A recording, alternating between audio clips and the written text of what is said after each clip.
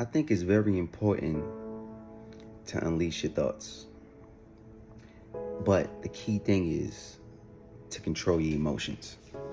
I think journaling is a great thing to do. I just think writing down how you feel in the moments is a great thing to do, because it avoids you from holding everything in, from just lashing out, especially at the wrong time, right?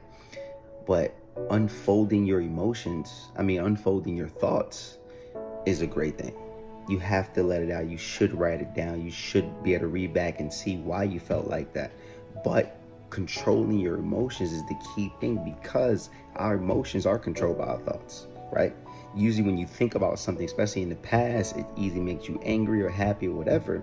It's being able to control that feeling. That's where you master the art of self-control. Because when you could control that, there is nothing or anybody who can get to you. You're just like, wow, you're well developed. So let your thoughts out. Nothing wrong with that. Very good with journaling. Very good letting yourself know how you feel versus bottling it in and exploding, and being able to control your emotions. If you understand what I'm saying, I want you to write, I get it, because this is important. Have an amazing day. Let's rock and roll.